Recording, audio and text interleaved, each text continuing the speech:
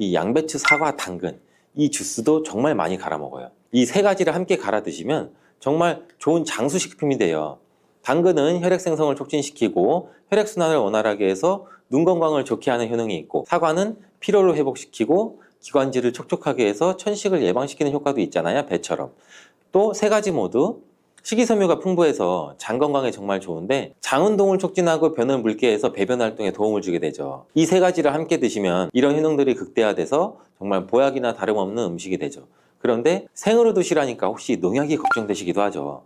오늘 영상에서는 양배추가 농약 범벅이라는 소문이 있는데, 정말 양배추가 농약 범벅인지 재배 과정을 한번 살펴보면서 알아볼게요. 양배추를 키울 때 농약을 많이 치는 거는 사실이에요.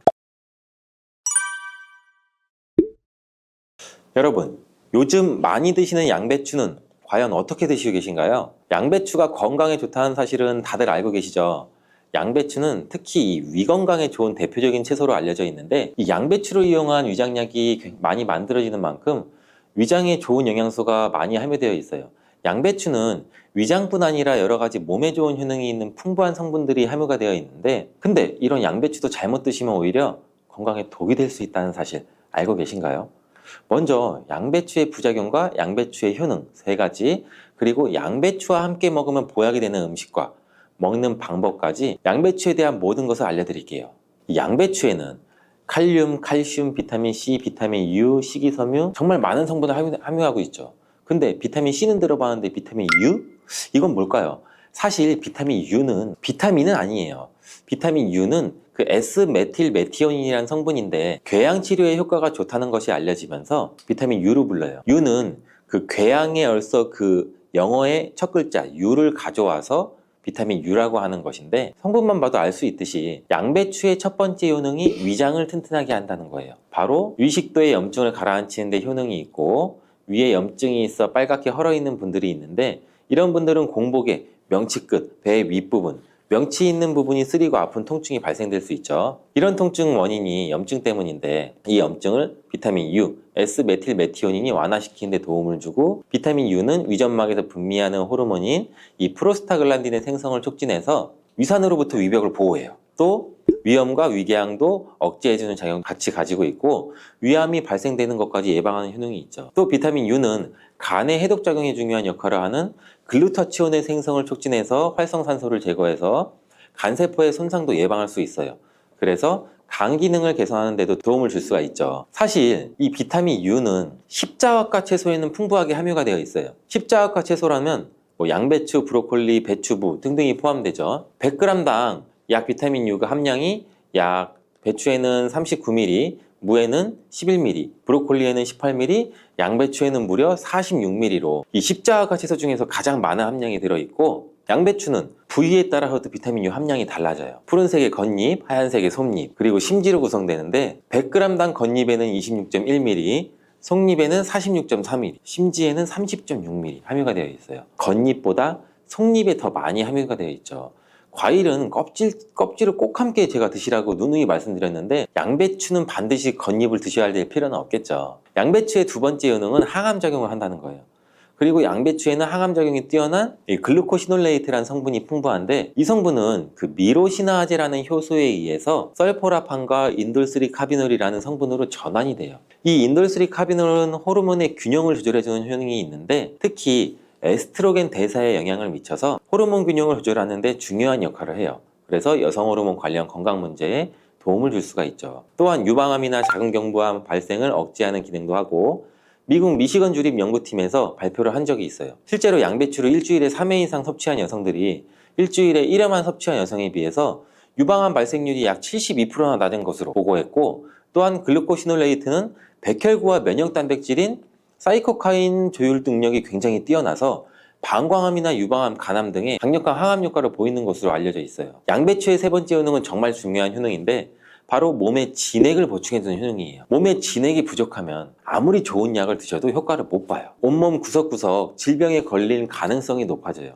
이 몸의 진액이라고 하면 혈액이나 림프액, 조직액, 뭐 음식물 섭취 시 흡수되는 영양물질, 몸 안에 조직에서 분비되는 뭐 점액질, 호르몬, 우리 몸의 모든 생명을 유지하기 위해서 필요한 모든 체액이 바로 진액이에요. 몸 안에 수분 같은 것들은 전부 다 진액이라고 보시면 되는데, 이 진액이 몸에 부족하면 여러 증상이 나타나요. 손발도 차고, 저린 경우에 혈액순환이 잘 되지 않아 그런 증상이 나타나게 되고, 혈액순환이 문제가 바르고 혈액순환에 진액이 부족해서 그런 증상이 나타나는 경우도 굉장히 많고, 또 이 수분이 충분해야 손발 끝까지 혈액순환이 원활하게 될 수가 있는 건데, 기관지에 진액이 부족하게 되면 또 당연히 기관지도 건조해지고, 그렇게 되면 외부에서 먼지 같은 이물질이 들어오면 기관지는 다이렉트로 자극을 강하게 느껴 기침이 나고 칼칼하고 목소리도 잘 나지 않은 현상도 나오고, 위에 진액이 부족하면 위장의 조직들이 수축되는 현상으로 또 위축적 위염도 나타날 수가 있고, 심장의 진액이 부족하면 심장에 열이 오르고 심장박동도 빨라질 수 있고, 나이가 들면 또 관절이 점점 뻣뻣해지고 입도 바짝바짝 마르는 증상도 많이 나타나고 있고, 그리고 또 목, 어깨 등의 근육이 뭉쳐 통증이 나타나는 이유도 몸 안에 진액, 수분이 부족하기 때문이고, 굉장히 다양해요. 진액이 부족해서 나타나는 현상들은. 근데 뭐 수분이 부족하면 우리는 물을 마시면 해결되지 않을까? 물론 물을 마시면 몸에 대부분 수분이 보충되긴 하지만 대부분 소변이 빠져나가게 되죠. 소변으로. 마신 물이 몸속 구석구석 스며들게 돼서 몸에 진액을 보해주려면 물만 마셔서는 절대 해결이 되지 않아요. 물이 우리 몸에 들어왔을 때 몸속에 잡아들 수 있는 힘이 부족한데, 이런 역할을 하는 것이 양배추예요. 양배추는 몸의 진액 보충을 위해 한의학에서 많이 처방하기도 하는데, 이 진액을 채우고 뇌를 보호하는 뇌수와 뼛속의 골수를 채워주는 역할도 같이 하는 것으로 알려져 있어요. 이렇게 좋은 양배추도 잘못 드시면 부작용이 발생할 수가 있는데, 양배추를 드실 때 주의하셔야 하는 분들 4가지 유형에 대해 알려드릴게요. 첫 번째는 과민성 대장증후군이 있으신 분들이에요. 양배추에 함유된 특정 당분이 가스를 생성하게 되는데, 이 과민성 대장증후군이 있는 분들이 양배추를 드시면 장이 팽창되고 복부팽만이 일어나서 설사를 유발하게 될 수도 있어요. 두 번째는 이 위축성 위염, 장상피 화생이 있는 분들이에요. 위장 점막이 위축돼 있고 변성이 심한 경우인데, 이런 분들은 양배추가 몸에 잘 맞지 않을 수가 있어요. 이런 분들이 양배추를 드시면 오히려 속쓰림이 심해질 수가 있는데, 공복 속쓰림에는 양배추가 도움이 될 수 있지만 식후에 속쓰림이 있으신 분들이라면 또 위장 점막에 문제가 있을 가능성이 있으니 양배추를 적당히 드시길 바라고, 세 번째는 갑상선 기능이 저하된 분이에요. 이런 분들은 양배추를 드실 때 절대 생으로 드시지 마시고 살짝 쪄서 드시길 바래요. 그렇다고 양을 많이 드시면 안 되고, 한 번에 드실 때 약 150g 정도로 일주일에 한두 번 정도만 드시기를 추천드려요. 왜냐면 이 양배추에는 고이트로젠이라는 성분이 많이 포함되어 있는데, 이 성분은 갑상선의 기능을 방해하게 돼요. 양배추를 지속적으로 드시면 갑상선 문제를 유발할 수도 있죠. 근데 이 고이트로젠에 열을 가하면 이 성분이 비활성화가 되기 때문에 쪄서 드시라는 거예요. 다만 갑상선에 문제가 전혀 없는 분들이라면 양배추를 생으로 조금씩 드시는 것도 괜찮죠. 양배추에는 이 설포라판이라는 성분이 있는데, 이 성분은 강력한 항암이나 항산화 작용을 하는 좋은 성분인데, 양배추에 열을 가하게 되면 이 성분은 다 사라져요. 그러니 갑상선에 문제가 없으신 분들은 양배추를 그냥 생으로 드셔서 양배추의 좋은 효능을 통해 건강을 챙기시길 바래요. 네 번째는 고혈압이나 뇌경색 등의 문제로 이 아스피린과 같은 혈전 용해제 같은 약을 복용하시는 분들인데, 왜냐면 양배추에는 비타민 K라는 성분이 들어있는데, 비타민 K는 지혈작용을 하는 기능이 있어요. 이 지혈작용이 뭘까요? 혈액을 말 그대로 빨리 굳게 만드는 거죠. 근데 이 혈액을 묽게 만드는 약을 드시는 분들이 양배추를 드시게 되면 비타민 K와 충돌하게 되어 복용하시는 약의 효과를 떨어뜨리거나 다른 부작용을 일으킬 수가 있을 가능성이 있어요. 그렇다면 양배추를 드실 때 어떻게 먹는 것이 가장 좋을까요? 정답은 바로 양배추를 그냥 생으로 드시는 게 가장 좋아요. 왜냐하면 비타민 U나 C와 같은 좋은 성분들은 열에 약해서 이 조리 과정으로 인해서 파괴가 되기 때문인데, 양배추는 생으로 드시기 참 그래도 어렵잖아요. 그래서 양배추를 생으로 드실 수 있는 방법을 알려드릴게요. 갈아서 주스로 드시면 돼요. 이때 양배추만 갈아 드시면 맛이 굉장히 없잖아요. 양배추와 함께 갈아 드시면 맛도 좋고 보약이 되는 음식 3가지를 제가 바로 알려드릴게요. 저희 집도 아침마다 주스를 정말 많이 갈아서 먹는데, 이 양배추, 사과, 당근 이 주스도 정말 많이 갈아 먹어요. 이 3가지를 함께 갈아 드시면 정말 좋은 장수식품이 돼요. 당근은 혈액 생성을 촉진시키고 혈액순환을 원활하게 해서 눈 건강을 좋게 하는 효능이 있고, 사과는 피로를 회복시키고 기관지를 촉촉하게 해서 천식을 예방시키는 효과도 있잖아요. 배처럼. 또 3가지 모두 식이섬유가 풍부해서 장 건강에 정말 좋은데, 장 운동을 촉진하고 변을 묽게 해서 배변 활동에 도움을 주게 되죠. 이 3가지를 함께 드시면 이런 효능들이 극대화돼서 정말 보약이나 다름없는 음식이 되죠. 그런데 생으로 드시라니까 혹시 농약이 걱정되시기도 하죠. 오늘 영상에서는 양배추가 농약 범벅이라는 소문이 있는데 정말 양배추가 농약 범벅인지 재배 과정을 한번 살펴보면서 알아볼게요. 양배추를 키울 때 농약을 많이 치는 것은 사실이에요. 지금 보고 계신 것이 약 40일 정도 된 양배추예요. 모공이 되는 사이즈죠. 이때부터 농약을 많이 치게 돼요. 다음으로 60일 정도 된 양배추이고 이때도 우리가 알고 있는 양배추의 모양은 아니죠. 아직 더 많이 자라야 돼요. 다음은 100일 정도 재배된 양배추예요. 입이 생각보다 크죠. 양배추의 모양은 보통 동그라니 공처럼 생겼는데 이것은 꼭 다른 채소처럼 생겼어요. 120일 정도 되면 이렇게 자라는데 가운데 보이시나요? 가운데 동그랗게 생긴 거 있죠. 이것은 결구라고 하는데 공처럼 생겼다고 해서 결구예요. 이것이 결국 우리가 먹는 양배추인데 이 결구를 겹겹이 싸고 있는 잎이 있기 때문에 농약을 아무리 많이 쳐도 우리가 먹는 양배추에는 농약이 많이 닿질 않아요. 농약뿐 아니라 다른 이물질도 많이 묻지 않는데 양배추에 농약을 많이 쓰는 건 맞지만 보시다시피 농약이 묻은 잎은 다 제거하고 결국 결구만 유통되기 때문에 양배추의 농약은 많이 묻어있지 않아요. 그뿐 아니라 결구가 생길 때쯤이면 벌레가 거의 없기 때문에 농약도 더 이상 치지 않는다고 해요. 이렇게 결구가 생기고 20일 정도 더 키우면 우리가 먹는 양배추 크기가 되는데 이때 양배추를 수확해서 겉에 농약 묻은 잎은 다 잘라내고 깨끗한 결구만 유통이 되는 거죠. 이제 조금이나마 안심하고 양배추를 드셔도 되겠죠. 혹시나 그래도 걱정되신다면 농약은 수용성 성분이기 때문에 양배추를 물에 5분 정도 담가 두었다가 흐르는 물에 씻으면 농약을 제거할 수 있으니 걱정하지 말고 드셔도 돼요. 그래서 혈관에 문제가 생기기 시작하면 여러 가지 질병이 쫙 뻗어 나타나는 거예요. 대표적인 혈관성 질병이 고혈압, 당뇨, 치매 등등이 있잖아요. 이런 중요한 혈관을 건강하게 만들기 위해 반드시 섭취해야 되는 채소가 오늘의 주인공 바로 양파예요. 이 양파의 첫 번째 효능은 바로 혈관을 깨끗하게 청소해 준다는 거예요. 혈관이 부드럽고 탄력이 좋아야 되는데 나이가 들면 들수록 딱딱하고 혈관벽이 두꺼워지고 콜레스테롤 때문에 혈관벽이 좁아지기도 하고 혈전이 생겨서 혈액순환도 안 되고 이렇게 되면 당연히 고혈압이나 뇌졸중 등 혈관 질환이 나타나게 되겠죠. 이러한 혈관 질환을 예방하는 데 양파가 굉장히 좋은 역할을 하게 돼요. 양파에는 혈관 질환에 도움을 주는 중요한 성분 2가지가 들어있는데 양파를 썰면 눈물을 나도록 하는 성분이 알리네이즈라는 성분이에요. 알리네이즈는 휘발성이기 때문에 눈이 메어지는 건데 이 성분은 항산화 작용이 뛰어나서 활성산소를 제거해서 혈관이 손상되는 것을 막아주겠죠. 양파 이렇게 드시면 오히려 건강에 독이 될 수가 있어요. 식탁 위의 혈관 청소부라는 양파는 많은 요리에 사용되는 우리나라에게 너무 익숙한 채소죠. 중국 사람들이 돼지 기름으로 요리한 음식을 또 굉장히 많이 드시잖아요. 이 혈관 질환에 잘 걸리지 않는 이유 중 하나가 바로 양파를 많이 먹기 때문이라고 해요. 이 양파는 혈관 청소 외에도 정말 다양한 효능이 있는데 아무리 좋은 양파도 잘못 먹으면 오히려 건강을 해치는 독이 될 수가 있어요. 양파의 효능 4가지와 양파를 어떻게 먹어야 하는지, 양파를 드실 때 주의해야 할 점, 양파를 먹으면 효능이 배가 되는 음식까지 양파에 대한 모든 것 알려드릴게요.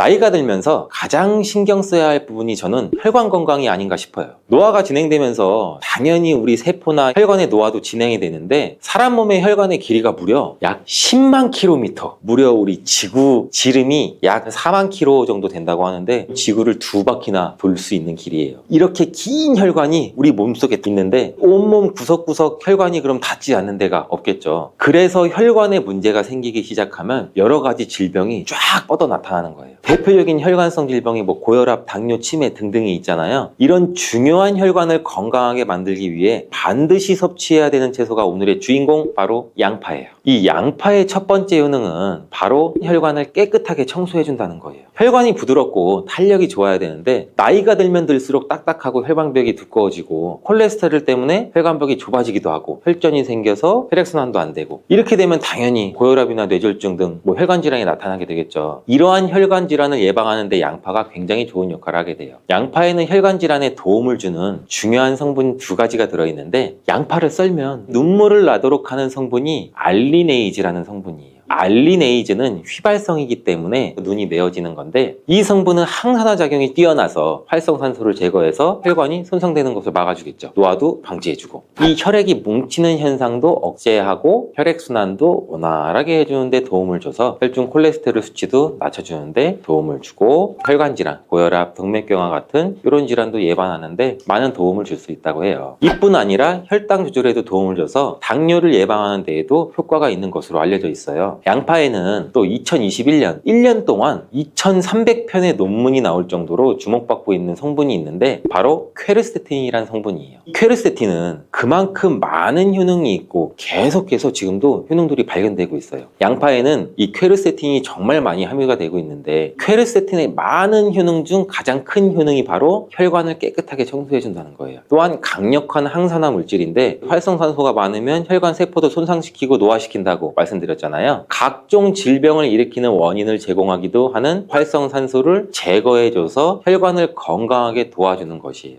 염증도 같이 잡아주고, 암도 예방하고, 비염에도 도움을 주는 효능도 있다고 많이들 알려져 있죠. 그렇다면 이 퀘르세틴은 양파 전체에 골고루 함유되어 있을까요? 그렇지 않습니다. 양파는 보통 9겹 정도로 이루어져 있는데, 퀘르세틴은 바깥쪽으로 갈수록 함량이 높아져요. 양파의 속살보다는 껍질의 퀘르세틴 함량이 약 30배에서 100배 정도 높게 함유가 되어 있대요. 그래서 이 퀘르세틴을 많이 섭취하려면 양파를 껍질을 드셔야 되는데, 양파 껍질을 먹을 수 있는 방법으로는 차를 우려서 드시는 것을 많이들 권장을 하셔. 시중에 나와 있는 양파 껍질 차를 구매해서 따뜻한 물에 우려서 드신다면 퀘르세틴을 제대로 흡수하지 못해요. 이 양파 껍질에서 퀘르세틴을 용출해서 차로 드시려면 양파 껍질을 1리터 물에 약 20분 정도 센 불로 끓여주시다가 약불로 30분 정도 더 끓여서 드시면 퀘르세틴이 잘 우려난다고 해요. 이렇게 양파 껍질 끓인 물을 따뜻하게 차로 드셔도 되고, 냉장고에 보관하셨다가 시원하게 드셔도 좋아요. 양파의 두 번째 효능은 또 항바이러스 작용이에요. 우리 장염이나 감기, 또 바이러스성 대상포진 걸리셨다면 양파를 드시면 도움을 받을 수 있어요. 이런 증상이 있으시면 우리 몸이 바이러스에 감염이 되었다는 건데, 양파에 퀘르세틴이라는 성분이 많이 함유되어 있다고 했잖아요. 바로 이 퀘르세틴의 효능 중 바이러스를 사면시켜주는 효능이 있기 때문에 도움을 받을 수가 있어요. 감기 독감과 같은 이 호흡기 바이러스에 특히 효능이 좋은 것으로 알려져 있는데, 이 효능은 비타민 C와 함께 드시면 또 효과가 극대화되는데, 양파에는 비타민 C도 함유가 되어 있어요. 항바이러스 효과가 굉장히 뛰어나겠죠. 또 양파에는 알리신이라는 성분도 풍부하게 함유가 되어 있는데, 이 성분도 항균 작용이 뛰어나서 퀘르세틴과 함께 몸에 들어오는 바이러스와 균들을 차단해줘서 우리 몸을 건강하게 유지시켜주는데 큰 역할을 할 수가 있죠. 또 양파의 세 번째 효능은 당뇨를 예방하고 혈당을 조절해준다는 것이에요. 당뇨는 췌장에서 인슐린 분비가 제대로 되지 않거나 인슐린의 역할을 제대로 하지 못할 때 발생하게 되잖아요. 높은 혈당이 지속되면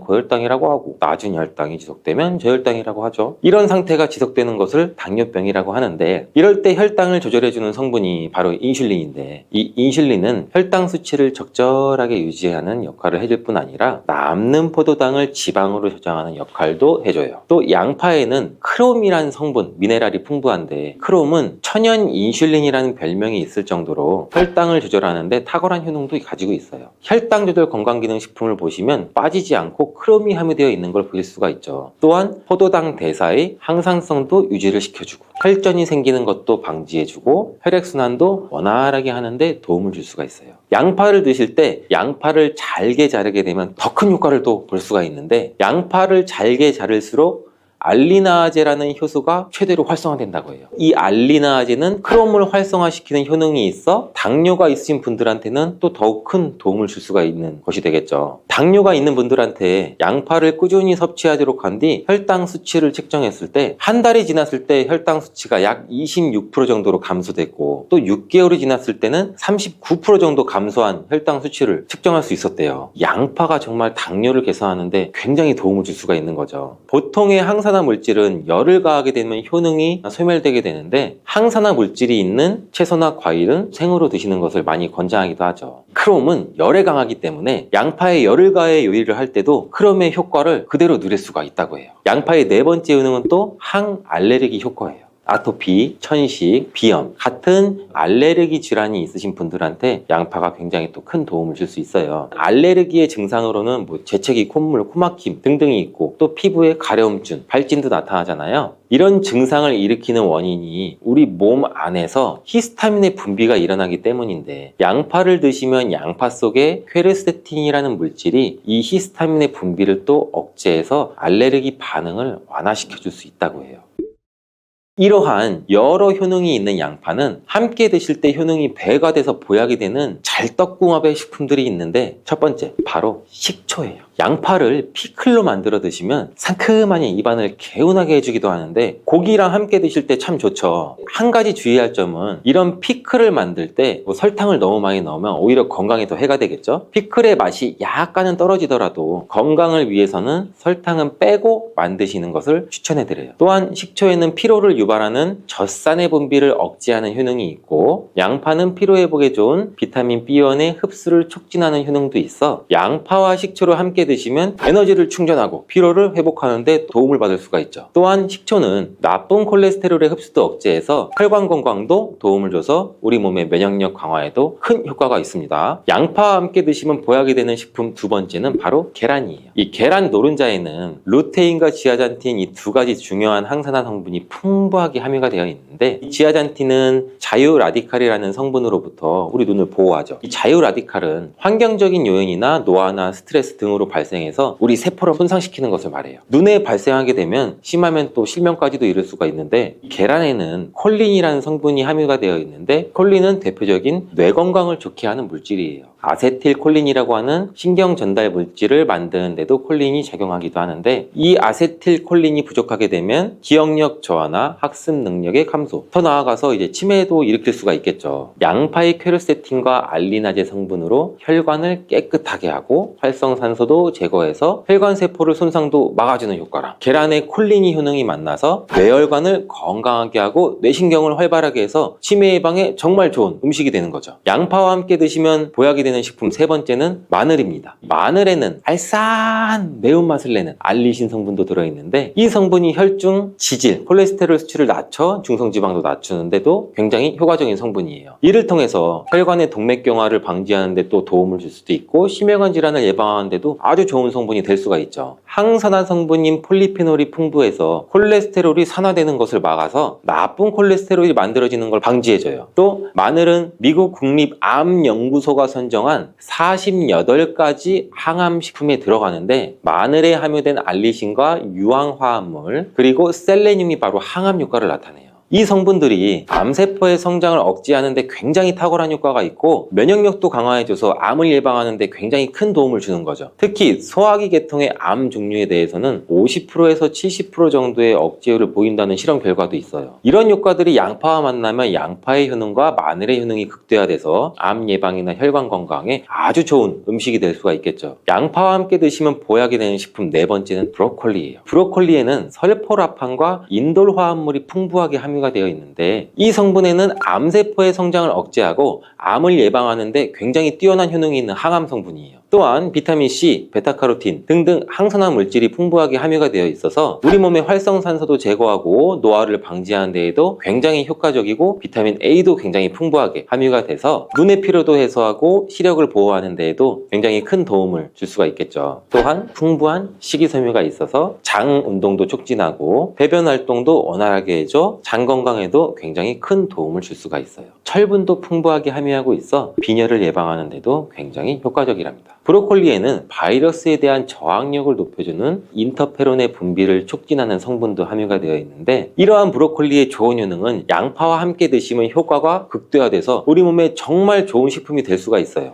양파와 함께 드시면 보약이 되는 식품 다섯 번째, 오메가3 지방산이 풍부한 들기름이에요. 들기름은 오메가3 지방산이 풍부해서 우리 뇌의 신경을 보호하고 염증도 감소시켜주는 효과가 있어요. 또한 이 알파리놀렌산이 풍부한데, 이 성분은 우리 몸에 흡수될 때 이 DHA로 전환이 돼서 기억력을 또 강화시켜줘요. 학습 능력 또한 향상시켜주는 효과도 갖고 있는데, 이 오메가3가 풍부한 등푸른 생선을 섭취해도 같은 효능도 누릴 수가 있어요. 양파와 들기름, 꽁치, 고등어와 같은 등푸른 생선을 드셔도 뇌 건강에 많은 도움을 받을 수가 있죠.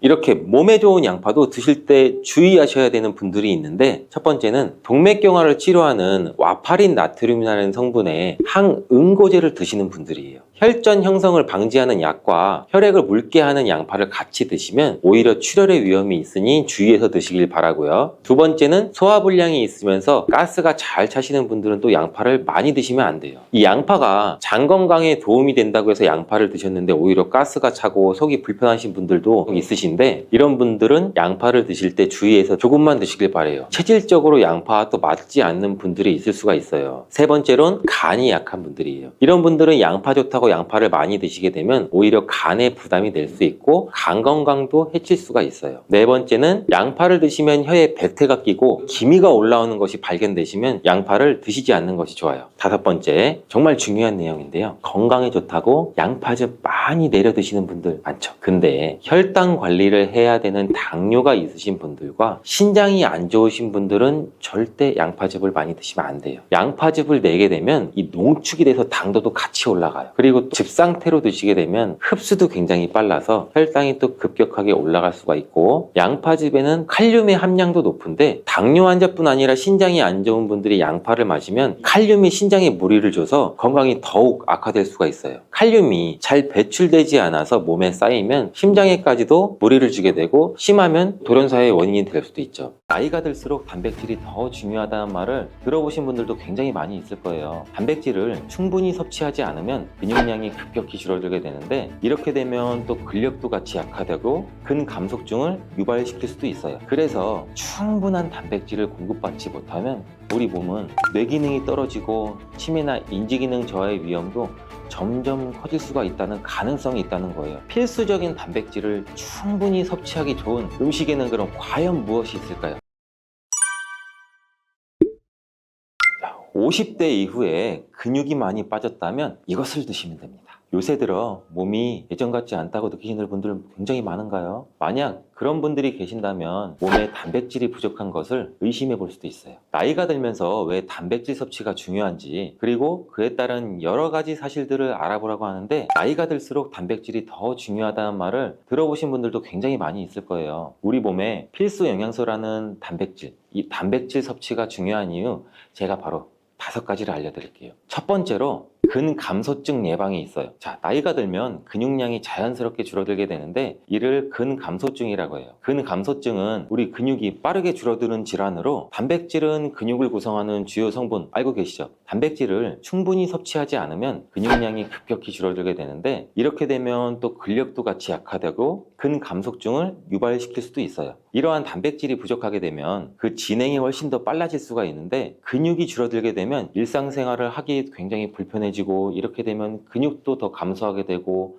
악순환이 계속 생길 수가 있죠. 단백질 섭취와 운동을 같이 병행하는 게 제일 좋아요. 원래 흔히들 많이 알고 계시잖아요. 단백질이 중요한 이유 두 번째는 면역력 증가예요. 이 단백질과 면역력이 연관이 있다고 하시면서 의아해하시는 분들 굉장히 많아. 뭐가 관계가 있어? 뭐가 연관이 있지? 자, 지금부터 한번 볼 텐데, 단백질은 우리 몸속에 세포 그리고 장기뿐 아니라 수많은 호르몬을 구성하는 굉장히 중요한 요소예요. 또 단백질이 면역 시스템에서 중요한 역할을 하는 항체와 효소를 생성하는데, 백혈구라고 많이들 들어보셨죠? 이 백혈구는 우리 몸의 감염을 인식하고 싸우는 우리 전투부대예요. 주요한 면역세포인데, 이 백혈구가 주로 단백질을 사용해서 우리 몸에 쳐들어온 병원균을 인식하고 항체를 만들어서 병원균을 물리치게 되는 중요한 역할을 해요. 또한 우리 몸의 중요한 면역세포도 감염에 대응할 때 단백질을 쉽게 말해 먹이로 사용해서 신호를 보내고 병원균을 파괴하는 작용을 해요. 그럼 이 단백질이 굉장히 중요하다는 거 아시겠죠? 나이가 들면 들수록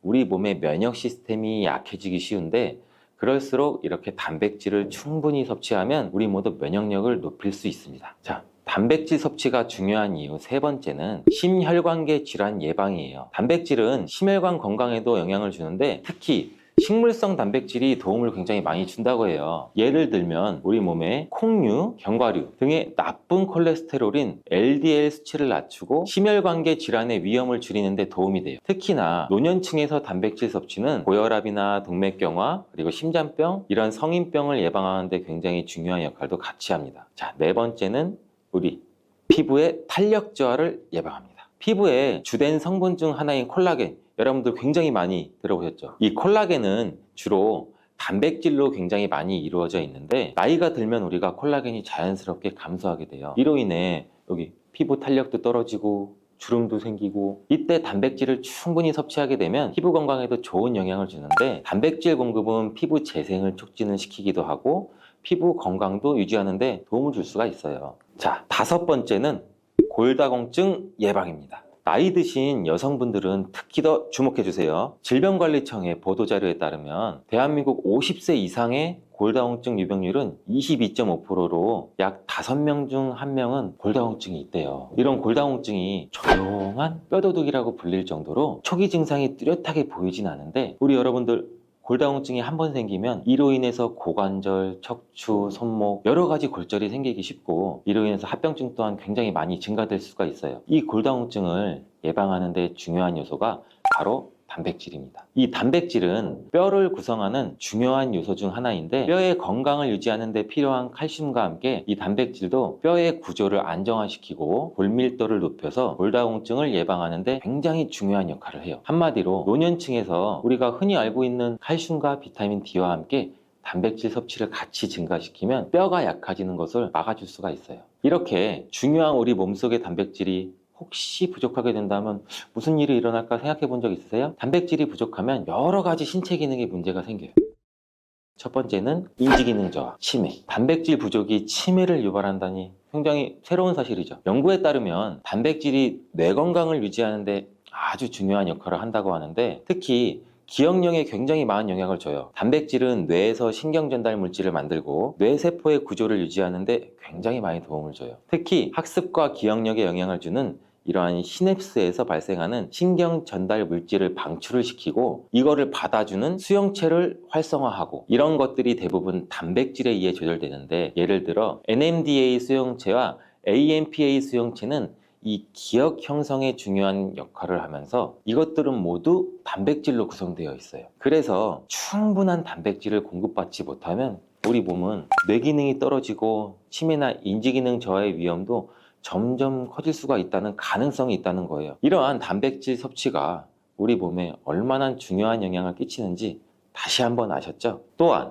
단백질이 부족하게 되면 탈모도 일어날 수 있다는 거 여러분들 아세요? 혹시 머리카락이 점점 얇아지고 있거나, 나는 샤워를 하면서 머리를 감는데 하수구 구멍에 머리카락이 한 움큼씩 빠지고, 이렇게 느끼는 분들 굉장히 많을 거예요. 이러한 탈모도 단백질 부족과 굉장히 관련이 많아요. 우리 머리카락이 단백질인 케라틴으로 주로 이루어져 있기 때문에 단백질이 부족하면 머리카락이 자연스럽게 약해지고 그 증상이 점점 심해지면 탈모가 올 수 있어요. 옛날에 뭐 촛불을 태우거나 흔히 라이터를 켜서 불을 붙이거나 할 때 머리카락이 타면 곱슬곱슬하게 금방 타고 약간 돼지 비린내 아니면 뭐 탄내, 지방 탄내가 올라오잖아요. 우리가 또 흔히 광고로 많이 접하는 탈모 영양제 같은 경우도 맥주 효모 성분과 머리카락을 구성하고 있는 아미노산 단백질로 많이 이루어져 있어서 그 영양제의 대부분이 맥주 효모와 단백질로 구성이 되어 있는 것을 보면은 쉽게 이해가 가실 거예요. 그러니 건강한 모발을 생각한다면 단백질을 잊지 말고 섭취하시는 게 맞겠죠? 그런데 말입니다. 왜 노년층이 단백질을 더 많이 섭취해야 하는 걸까? 젊은 사람보다 더 중요한 이유가 있을까요? 그 이유는 노년층은 근육이 자연스럽게 감소가 돼요. 또 신진대사도 느려져서 우리 몸의 기초대사량이 감소하기 때문에 체지방률이 증가할 수가 있고 단백질의 체내 합성 능력 또한 떨어지게 돼요. 그러면 어떻게 될까요? 근육량이 줄어들게 되면 그만큼 여러분들의 신체 활동도 힘들어지면서 일상생활에서 어려움을 겪을 수가 있는 거예요. 그래서 노년층은 단백질을 충분히 섭취해서 근육을 유지하는 게 정말 중요해요. 근데 노년층은 소화 기능이 떨어지기 때문에 사실 고기나 생선 같은 이러한 동물성 단백질을 섭취하는 게 굉장히 불편할 수가 있어요. 또 나이가 드시면서 식사량 또한 감소가 될 수가 있고, 식사 준비의 번거로움도 매끼 단백질을 챙겨 먹고 하는데 어려움을 주는 게 사실이에요. 그래서 혼자 지내시는 분들은 더욱더 단백질 섭취가 어렵기도 해요. 어떤 분들은 체중 증가를 걱정하시면서 단백질이 고칼로리라고 생각해서 드시기를 꺼려 하시고, 그렇다고 해서 섭취하기 어렵다고 단백질의 섭취를 멀리해서는 절대 안 됩니다. 우리 몸에 이렇게 필수적인 단백질을 충분히 섭취하기 좋은 음식에는 그럼 과연 무엇이 있을까요? 제가 지금 바로 알려드릴게요. 단백질을 섭취하기에 좋은 추천 음식 4가지를 바로 소개해드리면 첫 번째, 계란입니다. 사실 단백질 하면 가장 먼저 떠오르는 식품이 계란이죠. 운동을 굉장히 많이 하는 분들도 계란도 많이 먹고 이 하루에 필요한 단백질의 20%를 계란으로 섭취할 수 있다는 거 아셨나요? 특히 계란의 단백질은 완전 단백질로 분류하게 되는데 이는 우리 몸이 제대로 기능하는데 필요한 필수 아미노산을 포함한다는 거예요. 계란은 단백질뿐 아니라 비타민 A, D, E도 함유하고 있어서 건강에 매우 좋은데 자연적으로 비타민 D를 함유하고 있는 드문 식품 중 하나예요, 이 계란이. 또한 계란 노른자에는 칼슘, 구리, 요오드, 철분 이렇게 미네랄 굉장히 많이 풍부하고 있는데 이 계란을 먹으면 정말 많은 다양한 영양소를 섭취할 수 있다면 이점이 분명하게 있다는 거예요. 자, 두 번째 식품은 생선이에요. 우리 등푸른 생선 좋다는 이야기는 누구나 한 번쯤은 들어보셨을 텐데 사실 이 등푸른 생선뿐 아니라 다른 생선도 저지방 고단백 식품으로 다른 고단백 식품인 육류에 비해서 지방 함량은 낮고 필요한 영양소는 그대로 제공해줘요. 생선에는 단백질과 오메가3가 풍부하고 지방산도 굉장히 풍부하게 함유되어 있는데 이는 심혈관 질환 건강에 피를 맑게 해주는 역할도 같이 해서 좋다고 알려져 있죠. 특히 연어, 고등어, 참치 같은 생선은 단백질뿐만 아니라 항염증 효과도 있어요. 그리고 대구 같은 백색 생선은 지방 함량이 매우 적고 단백질은 상대적으로 많아 체중 걱정이신 분들, 다이어트를 생각하시는 분들한테도 굉장히 좋은 생선이에요. 등푸른 생선도 지방 함량은 높지만 이 지방이 건강에 유익한 오메가3 지방산이기 때문에 건강에 도움이 굉장히 많이 되는데 생선의 단백질은 다른 육류나 콩류보다 소화가 편하고 생선의 살은 비교적 굉장히 부드럽잖아요. 우리 씹으면 싹 녹는 생선도 많고 섬유질을 가지고 있어서 소화도 빠르고 몸에 또 쉽게 영양분이 흡수가 돼요. 이처럼 좋은 생선을 안 먹을 이유가 한 개도 없겠죠. 자, 세 번째는 유단백 식품인 우유와 요거트 같은 유제품이에요. 유제품을 섭취하면 칼슘도 함께 챙길 수 있어서 골다공증 예방에도 물론 도움을 줄 수는 있는데 유제품에 포함된 단백질은 잘만 선택을 하면 굉장히 고품질 단백질이 있는 것들도 많이 있습니다. 이 고품질 단백질은 우리 몸의 신체가 효율적으로 사용하고 필요한 아미노산을 모두 공급하는 단백질을 말하는데 유제품에 포함된 주요 단백질은 이 카제인과 웨이로 두 가지 모두 필수 아미노산을 풍부하게 포함하고 있어요. 웨이 단백질이라는 것도 생소하실 텐데 소화가 쉽기 때문에 웨이 단백질은 운동 직후 우유를 섭취하면 근육에 있는 아미노산을 빠르게 공급할 수 있어요. 또 카제인은 천천히 흡수돼서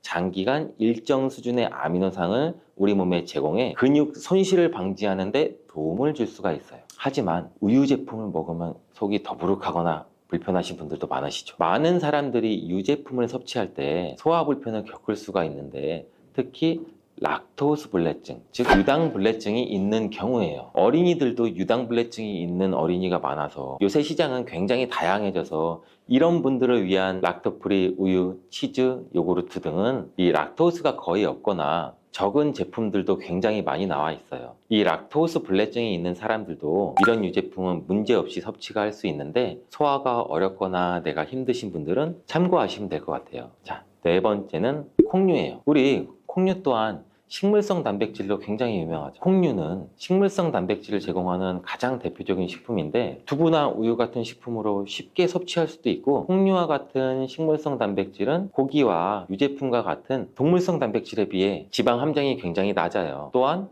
콜레스테롤이 없는 특징도 갖고 있어요. 특히 콩, 렌틸콩, 병아리콩, 검정콩 굉장히 많잖아요. 이 콩류들이 굉장히 많은데 다양한 종류의 콩류는 이렇게 필수 아미노산을 풍부하게 포함하고 있어서 우리가 신체가 필요로 하는 단백질을 고루고루 제공해요. 특히 고기나 생선 같은 동물성 단백질이 소화가 어려우신 분들한테는 두부나 비지찌개 같은 소화가 잘 되면서 단백질도 섭취할 수 있는 이렇게 일석이조 이러한 콩류가 굉장히 좋은 단백질 식품이에요. 꼭 한번 기억해 주시길 바래요. 이렇게 몸에 필수적인 단백질 음식만으로 과연 충분히 섭취하면 좋겠지만 그게 어려운 경우도 굉장히 많아요. 이때 단백질 보충제도 좋은 선택도 될 수 있습니다. 운동 전후에 빠르게 단백질을 우리가 보충하고 싶을 때 굉장히 많잖아요. 식사를 통해 충분한 단백질을 섭취하기 어려운 경우는 보충제가 굉장히 유용한데, 마트나 인터넷에서 쉽게 찾을 수 있는 단백질 파우더나 고단백 프로틴바를 이용하면 간편하게 단백질을 빠르게 보충할 수도 있어요. 하지만 이렇게 간편하게 섭취할 수 있는 제품을 몸에 좋다고 많이 섭취하게 되면 좋을까요? 과량 섭취할 때도 큰 문제가 될 수가 있어요. 한 번에 우리가 과도한 단백질을 섭취하면 신장에서 부담을 줄 수가 있고, 또 우리 몸에 불필요하게 지방으로 쌓일 수가 있죠. 단백질의 하루의 권장 섭취량은 성인 기준 몸무게 1kg당 1g이에요. 하루 권장 섭취량을 지키는 게 꼭 중요한데, 한마디로 보충제는 식사로 부족한 부분을 말 그대로 보충하는 역할만 하고, 식사로 골고루 단백질을 섭취하는 게 가장 이상적입니다. 단백질 섭취 시 간단한 팁을 알려드릴게요. 매 끼니마다 조금씩 단백질을 나눠서 섭취하는 게 단백질의 흡수에는 굉장히 효과적인 거 아셨어요?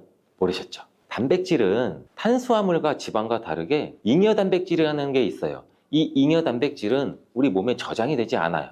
그 때문에 한 번에 과량으로 섭취하면 소화가 어려워지고, 또 우리 신장에 부담을 줄 수가 있어요. 필요 이상의 단백질은 어느 정도 흡수되고 배출이 되기 때문에 번거롭더라도 매일 조금씩 매 끼니마다 나눠서 섭취하는 게 중요합니다. 고기 좋아하시는 분들은 손 들어보세요. 채소 좋아하시는 분들은 손 들어보세요.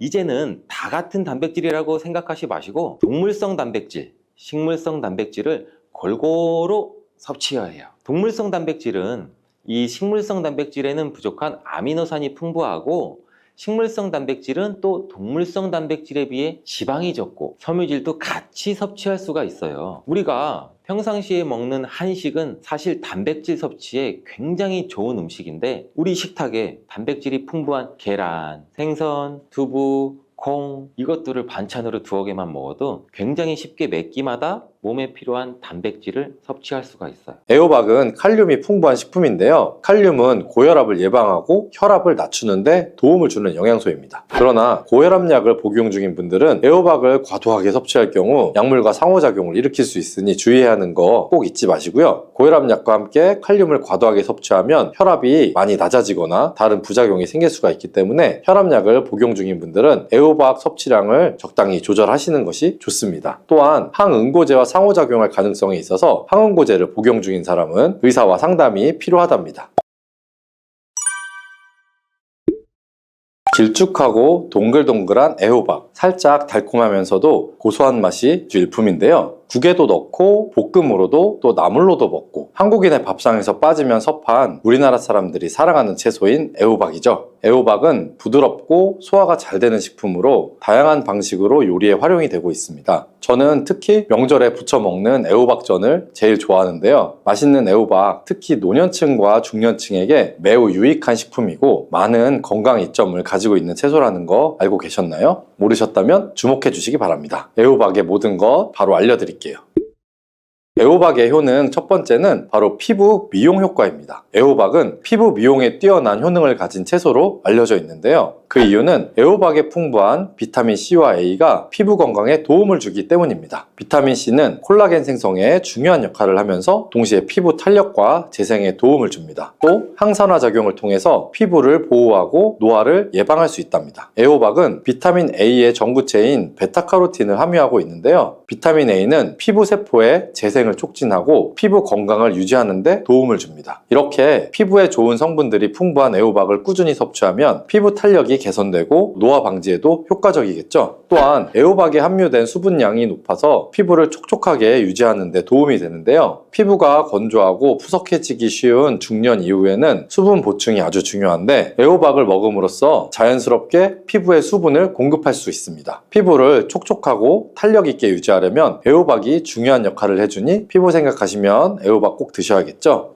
애호박의 놀라운 효능 두 번째는 체중 관리 효과입니다. 애호박은 저칼로리 음식으로 다이어트에 큰 도움이 되는 식품이라는 거 아셨을까요? 애호박은 100g당 약 14칼로리 정도밖에 되지 않아서 다이어트 중에도 아주 부담 없이 드실 수 있는데요. 뿐만 아니라 애호박에 들어있는 식이섬유는 포만감을 오래 유지시켜주기 때문에 식사를 자주 하거나 간식을 찾는 습관이 있으시다면 애호박 드시는 걸로 그 습관을 대체하면 체중을 줄이는데 도움이 될 수가 있는 거죠. 또한 애호박은 지방 축적을 억제하는 데도 효과가 있는데요. 이는 애호박에 들어있는 비타민과 미네랄들이 체내에서 지방의 축적을 방지하고 신진대사를 촉진시키기 때문입니다. 체중 관리가 걱정이셨던 중년과 노년층에게 애호박은 좋은 선택이 될 수 있겠죠. 애호박의 효능 세 번째는 바로 혈당 조절입니다. 애호박은 혈당을 조절하는 데 도움을 주는데요. 혹시 혈당 부하라고 들어보신 분 있으실까요? 혈당 부하는 탄수화물의 일부분이 혈당을 얼마나 빠르게 상승시키는지를 나타내는 지표인데요. 낮은 혈당 부하를 가진 식품은 혈당 조절에 도움이 될 수가 있습니다. 이 애호박이 혈당 부하가 낮은 대표적인 식품으로 알려져 있어서 혈당 조절에 도움을 줄 수 있는 것이죠. 또한 애호박에 포함된 마그네슘과 식이섬유가 혈당 조절에 중요한 역할을 하는데요. 마그네슘은 인슐린의 작용을 도와주게 되며 식이섬유는 혈당이 급격하게 상승하는 것을 막아줍니다. 애호박은 또 섬유질이 많아 소화가 느리고 혈당 상승을 천천히 일으켜서 안정적인 혈당을 유지할 수 있도록 돕는 채소인데요. 이러한 특성 덕분에 당뇨병을 예방하거나 관리하는 데 유용합니다. 특히 중년과 노년층에서는 당뇨병의 위험이 높아지는데 애호박을 자주 섭취하면 혈당 관리에 큰 도움이 될 수 있겠죠. 네 번째 애호박의 놀라운 효능은 바로 노화 방지입니다. 애호박이 노화를 방지한다니 참 놀랍지 않나요? 애호박은 노화 방지에도 매우 중요한 역할을 하는데요. 애호박에는 몰리브덴이라는 영양소를 함유하고 있습니다. 이 몰리브덴은 인체에서 항산화 작용을 돕는데 중요한 역할을 해주며 뼈 건강 유지에도 도움을 주는 영양소입니다. 그뿐만 아니라 다양한 생리적 기능을 수행하는 데 도움을 준답니다. 그리고 애호박에는 다양한 항산화 성분이 포함되어 있는데요. 비타민 C와 비타민 E, 베타카로틴 등의 항산화 물질이 풍부하게 들어있습니다. 이 항산화 물질들이 프리라디칼로부터 세포를 보호해서 노화를 막아주는데 애호박에 포함된 항산화 성분들이 활성산소를 제거해주고 세포의 노화를 늦춰 피부나 조직의 건강을 지켜줄 수가 있습니다. 활성산소는 노화를 촉진하고 세포를 손상시키는 주범인데요. 애호박에 함유되어 있는 항산화 성분들이 이를 제거하기도 하고 또 애호박에 들어있는 비타민 E와 비타민 C는 피부를 보호하고 염증을 완화하는 데도 도움을 주니 나이가 들수록 피부와 신체의 노화를 예방하는 것이 중요하기 때문에 꼭 애호박을 꾸준히 섭취해서 노화를 방지해 보세요.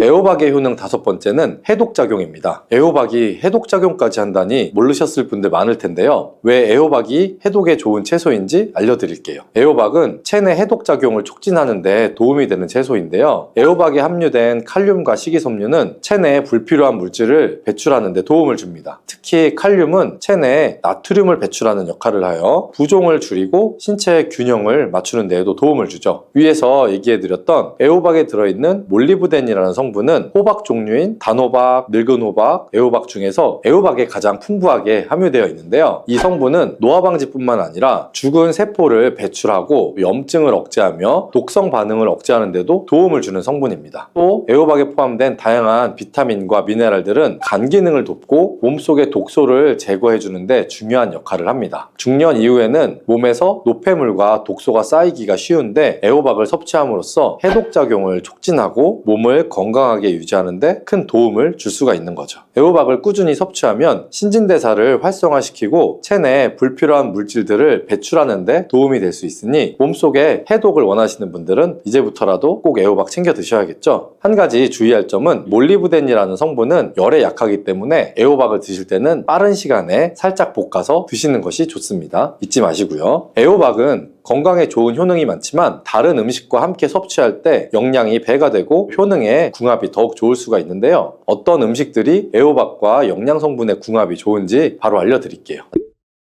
첫 번째는 바로 애호박과 돼지고기입니다. 애호박과 돼지고기는 궁합이 아주 좋은 음식이라는 거 아셨을까요? 돼지고기에는 단백질과 다양한 영양소가 풍부한데요. 애호박은 돼지고기의 기름진 성분을 중화시켜주고 소화가 잘 되게 도와줍니다. 특히 돼지고기와 애호박을 함께 먹으면 소화불량을 예방하고 돼지고기의 기름기와 애호박의 수분이 잘 어우러져서 맛이 훨씬 부드럽고 맛있어지는데요. 애호박에 포함된 비타민 C와 A는 돼지고기에서 발견되는 비타민 B군과 함께 작용하여 서로 상호작용을 하며 영양소의 흡수율을 높여줍니다. 돼지고기의 단백질과 애호박의 비타민이 서로 보완적인 역할을 하므로 이 두 가지는 찰떡궁합이라고 할 수 있죠. 조리 또한 볶음이나 찌개에 함께 넣고 요리하면 영양도 챙기고 아주 맛있게 드실 수 있답니다. 한상의 짝꿍 그 두 번째는 바로 애호박과 참치입니다. 애호박과 참치는 함께 먹으면 더욱 좋은 음식인데요. 참치는 고단백, 저지방 식품으로서 애호박과 함께 섭취하면 건강한 식사를 완성할 수가 있습니다. 특히 애호박은 참치의 고소한 맛과 잘 어울리며 함께 요리했을 때 상큼하고 담백한 맛이 나죠. 참치의 풍부한 오메가3 지방산은 심혈관 건강에 좋고 애호박은 체내 염증을 줄여주고 항산화 효과가 뛰어나서 서로 보완적인 효능을 제공합니다. 또한 애호박에 포함된 식이섬유가 참치의 지방을 배출하는 데 도움을 줄 수가 있어서 다이어트를 원하시는 분들에게도 아주 좋답니다. 조리할 때는 애호박과 참치에 좋아하는 양념을 넣어주고 볶아주어 애호박 참치볶음을 만들어 주셔도 되는데요. 밥에 넣어 덮밥처럼 먹으면 쉽고 빠르게 건강을 챙기면서도 맛을 즐기기에도 아주 좋습니다. 애호박과 천생연분 세 번째 음식은 바로 두부입니다. 애호박과 두부가 들어간 된장찌개 좋아하시는 분들 많으시죠? 애호박과 두부의 궁합도 매우 좋은데요. 이 두 가지를 함께 섭취하면 서로 영양을 보충할 수가 있습니다. 두부는 식물성 단백질이 풍부하고 애호박은 다양한 비타민과 미네랄을 제공하기 때문에 두 가지를 함께 먹으면 균형 잡힌 식사를 할 수가 있는 거고요. 특히 두부에 포함된 칼슘과 애호박의 칼륨이 서로 잘 어우러져서 뼈 건강에도 매우 좋습니다. 두부는 지방이 적고 소화가 잘 되기 때문에 애호박과 함께 먹으면 더욱 소화가 잘 되며 위장에 부담을 덜어줄 수가 있는데요. 이 두 가지를 함께 먹으면 칼로리는 낮고 영양소는 풍부하여 다이어트에 만점이고 건강을 챙기기에도 좋은 조합이니 꼭 드셔야겠죠? 애호박은 건강에 매우 좋은 채소라는 거 이제 아셨을 거예요. 애호박은 다양한 요리에 활용할 수가 있기 때문에 구운 애호박, 찐 애호박, 국, 찌개 등 여러 가지 요리로 드시고 계신데요. 하지만 과도하게 섭취할 경우 일부 사람들에게는 부작용이 있을 수 있다는 사실도 알고 계신가요? 모든 음식들이 어떻게 먹느냐에 따라 또 누가 먹느냐에 따라 몸에 약이 될 수도 또는 독이 될 수도 있죠. 그래서 잘 알고 드셔야 하는 거고요. 애호박 섭취 시에 주의할 점들을 바로 알려드릴게요.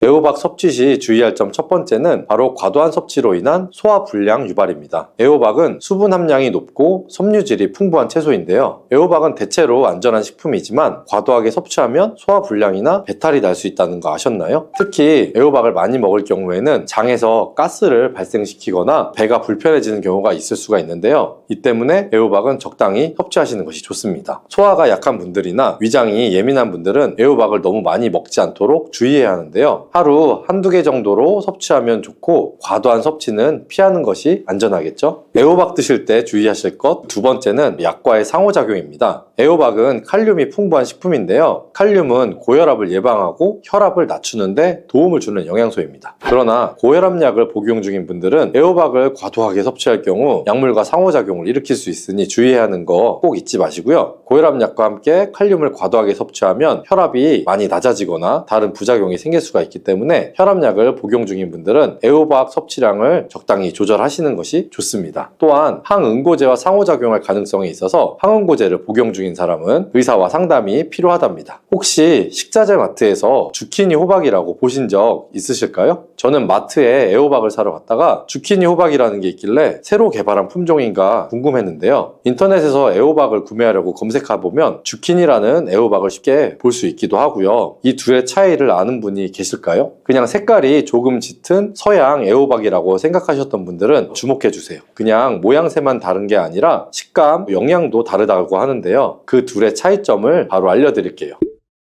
애호박은 주로 한국, 중국, 일본에서 재배가 되는데요. 우리가 자주 먹는 애호박은 보통 짙은 초록색을 띠고 있고 길이가 주키니에 비해서 약간 짧고 굵은 편입니다. 표면이 매끄럽고 조금 더 부드러운 질감을 가지고 있죠. 이 애호박은 맛이 주키니 호박에 비해서 부드럽고 달콤하며 속이 부드럽고 촉촉한 느낌이 나는데요. 특히 한국 요리에 자주 사용되며 부드럽게 잘 익혀지고 국물 요리나 찌개 등에 자주 활용이 되죠. 반면에 주키니는 주로 유럽이나 북미에서 자주 재배가 되는데요. 주키니는 주로 밝은 녹색이나 황녹색을 띠며 길이가 길고 비교적 가늘고 직선적인 형태를 가지며 표면은 약간 거칠고 다양한 종류가 있어서 일부는 황색을 띠기도 합니다. 마트에서 애호박과 주키니 호박 둘 다 있을 때 어느 걸 고르면 좋은지 궁금하실까요? 주키니와 애호박은 둘 다 영양가가 풍부하지만 주키니는 애호박에 비해 칼로리가 더 낮고 비타민C와 비타민 K의 함량이 더 높은데요. 애호박은 비타민 A와 엽산의 함량이 주키니보다 높아서 본인의 건강 상태와 필요한 영양소에 따라서 정하시면 좋고요. 그리고 영양뿐만 아니라 그 둘의 식감 또한 다른데요. 주키니는 애호박보다 약간 더 아삭하고 물기가 적은 편입니다. 그래서 주키니는 그릴에 구워서 먹거나 샐러드로 사용되는 경우가 많고요. 애호박보다 물이 많이 나오지 않아서 볶음 요리에도 자주 사용이 됩니다. 맛은 애호박보다는 조금 덜 달고 가벼운 맛이 특징이고요. 이제 둘의 차이점 확실하게 아시겠죠?